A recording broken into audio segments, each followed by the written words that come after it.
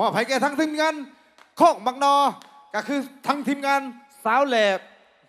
บ้านนาอีกทีหนึ่งเนาะเพิ่นขอขึ้นมาว่าเอาสาวแหล่อีกบ้านหนึ่งก่อนเด้อว่าสั่นข้าบอกได้สาวแหล่นี่ห้ามขึ้นวะ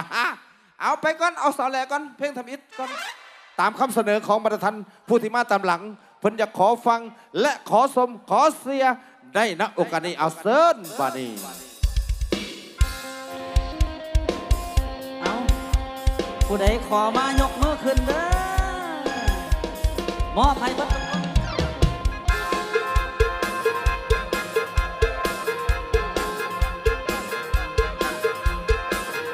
สาวแหล่สาวแหล่สาวแหล่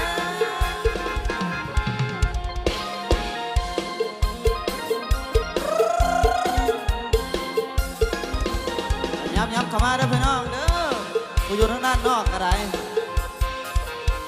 ข้างในนี่มันสุดยอดแล้วเต็มที่แล้วมวนกันได้มาพบคนงามชื่อสาวแหล่โอ้สาวแหล่บ้านนาตาหวา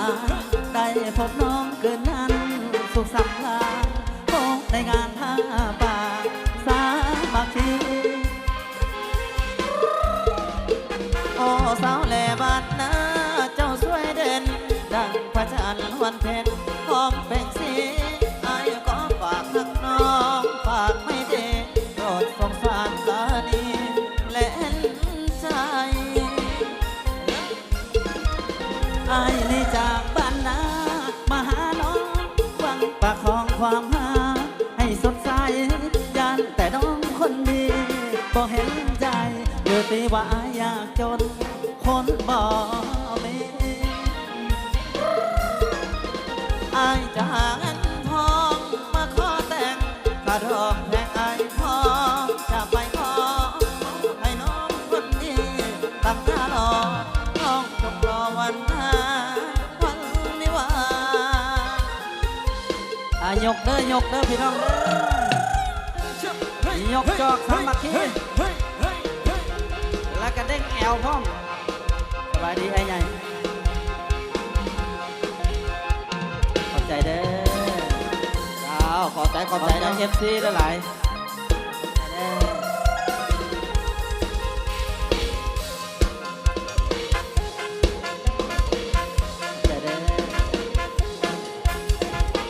ได้มาพบคนงามชื่อสาวแหล่โอ้สาวแหล่บ้านนาตาหวานได้พบน้องคืนนั้นสุขสันต์ลายกได้งานผ้าป่าสามัคคีโอ้สาวแหล่บ้านนาเจ้าสวยเด่นดังพระจันทร์วันเพ็ญหอมเป่งสี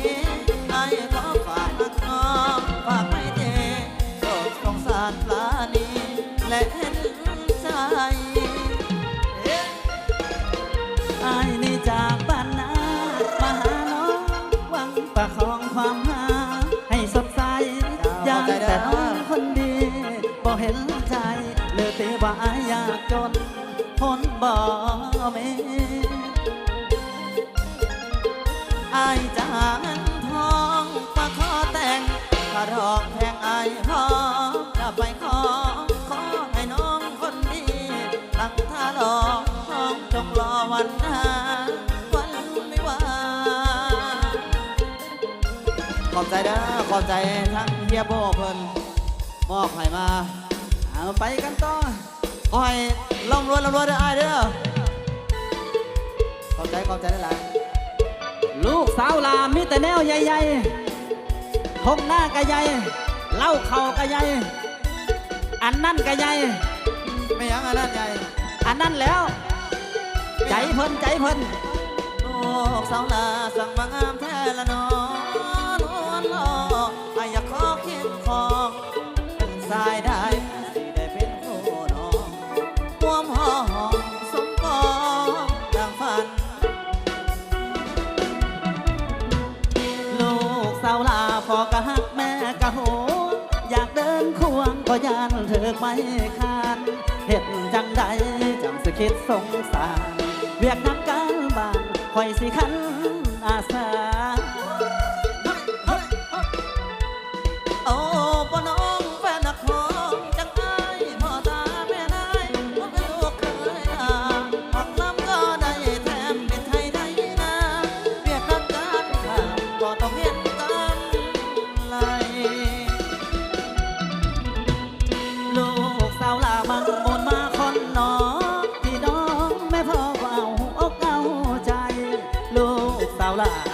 คตคงสดใสหากแม้นใครใดเป็นสวรรค์ทาง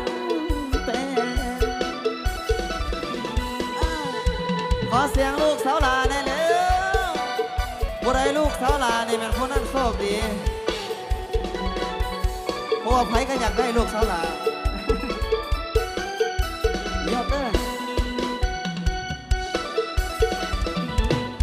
ลูกสาวหลาบอกกะฮักแม่กะโห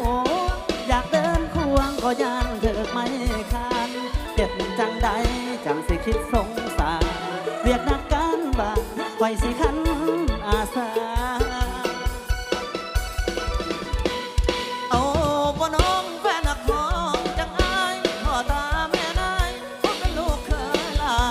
ของลำก็ได้แถมเม็ดให้ในนาเรียกนักการข่าก็ต้องเห็นกำไรลูกสาวหน้ามั่งมนมาคอนนอพี่น้องแม่พ่อก็เอาหัวเอาใจลูกสาวหน้าอนาคตคงสดใสหากแม้นไทยใดเป็นสวรรค์ทางเป็น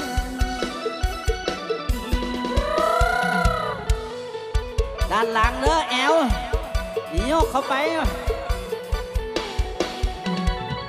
ตอนนี้แอลสง่ายังแข็งอยู่แม่จะให้แข็งกับพวกแข็ง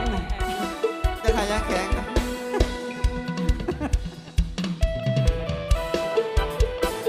สาวบ้านวนไทยเราลิ้นเข้าไปลิ้นทีผลงานเพลงสง่าเส้นเมอร์โคเวอร์ถือว่ามอบให้เต็มที่เด้อสาวบ้านมันบังเอิญได้พบเจ้าน้องชายเราสงกรานต์หักเสียงดีถ่ายของแก้มลายหลากภาพนี้เพื่อเราติดเอสิได้บ่สามไว้น้องบอกอ้ายว่าบ่ได้ดอกนาเล่าลับเข้ามาเจ้าอย่ามาลวดลายอย่าโลเลกินแล้วต้องจ่ายลิ้นมาให้อ้ายตามสบายเลยนะกินเลยเลยกินที่เราติดนี่นั้นก็พอเป็นยังกินบ่ได้ใจกินจากร้อยหลังกินแล้วแอวบางไปเอาเงินอยู่แก้มปันวันสาวปันวันขายเหล้ามักตอนเจ้าขายเหล้าบ่เอาเงินใจดีอีหลีสาวบ้านเวิร์คนบ่มีเงินเพิ่นก็ยังให้เ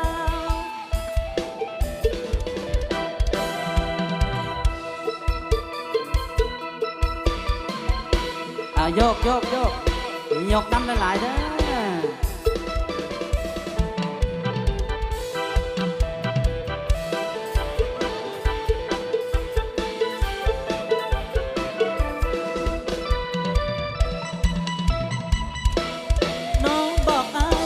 บ่ได้ดอกนาเล่าลับเข้ามาเจ้าจะมาลวดลายอย่าโนเลกินแล้วต้องจ่ายลิ้นมาให้อ้ายตามสบายเลยนะกินเลยเลยกินที่เราติดนี่นั้นก็บ่เป็นยังกินบ่ได้จ่ายกินจากร้อยหลังกินแล้วแอวบางไปเอาเงินอยู่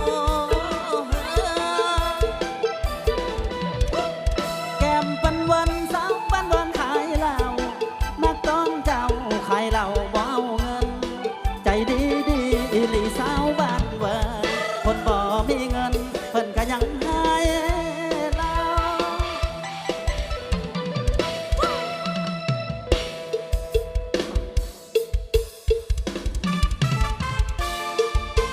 ย้อนยุก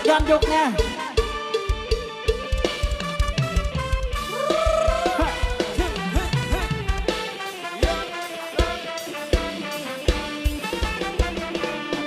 แสงจันทร์ขึ้นงานบุญกฐินไอ้นี่ได้พบอยู่พินบุญกฐินงานวัดคืนนั้นสาวตะเกียงน้อย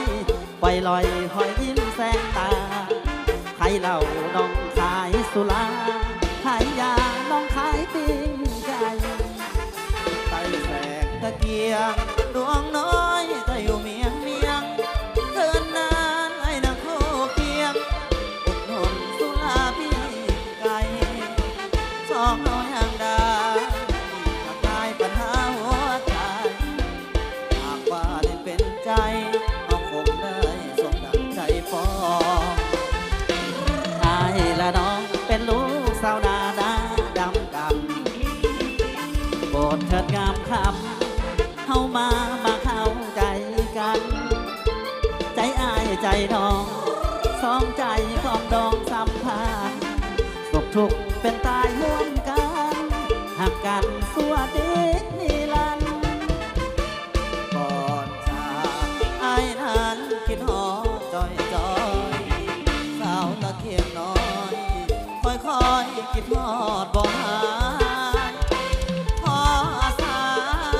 สมัครขอเป็นเพื่อนกันอยากผูกเคียงสิทธิ์ใจเธอเพียงใจหาประจขอบใจหนุ่มๆสาวๆทั้งอ้ายทั้งเอ้ยเด้อมานี่มวนๆกัน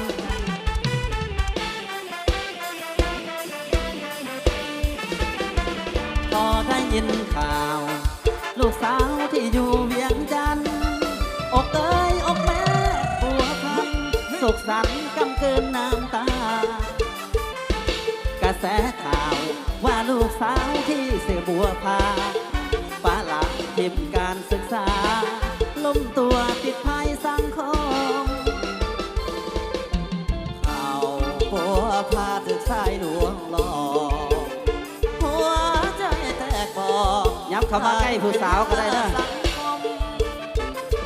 ทุกนาโลกตกโลกเกที่แสนสงบได้เพียงพบกับอารมณ์ย้อนถึงอารมณ์สายดวง จากข่าวเรื่องราวแสนเศร้า สุดปวดร้าวอกแม่บัวพันสิบพันษาอาบานเลือเข้าข่าวฝันอกเอ่ยอกแม่บัวพันเหมือนตายทางเพศ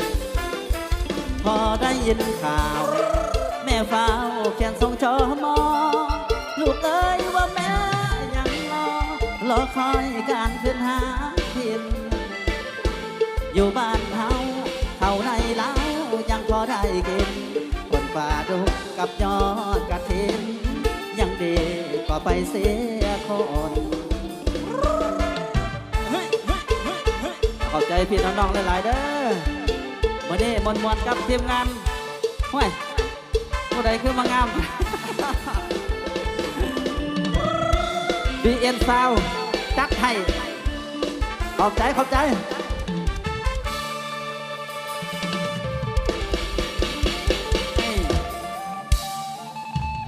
เอาให้ทักทายสบายดีก่อนคือมาเธอละ500 บาทนี่ คือไฮไลท์แต่500มันบ่มีทอนเลย อันใดๆก็ดีใจหลายมื้อนี้ที่ได้มาขึ้นเวทีอันสวยสดงดงามมื้อนี้ทาง BN Sound อาจารย์ดนตรีกับมิตรภูรอ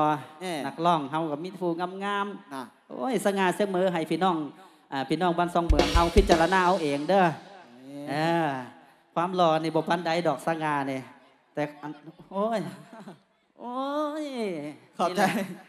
กองหลังร้องทีมเมืองหนองบกเฮา เพิ่นนี่ไหน เดียดทองแดง เอาได้ก็ยกเดินๆนะพี่น้องเด้อมื้อนี้นะได้มันสิม่วนสิมันบุญบ้านเฮาบังไฟกระจุดเรียบร้อยแล้ว นี่ รางวัลก็มอบให้เรียบร้อยแล้วรางวัลบ่ต้องเอามือเด้อ เอาไปใส่ อุดหนุนเบียร์นี่ล่ะ นั่น อยู่ในเต้นเฮานี่ยังหลายอยู่เนาะอันนั้นได้ก็อุดหนุนช่วยกันมื้อนี้เอาจนแจ้ง หรือว่า BN Sound อาจารย์ให้เต็มที่เลยสุดสายเลยมื้อนี้สำหรับวันนี้เนาะขอบใจเด้อ พิเศษขอบใจพี่น้องFC เสาแหล่บรรณาสง่าเสียงเหมอสบับโคเวอร์เด้อพี่น้องเด้อที่ให้ยอดวิวลูกทงบรรณาทะลุ114 ล้านวิวขอบใจหลายๆเด้อ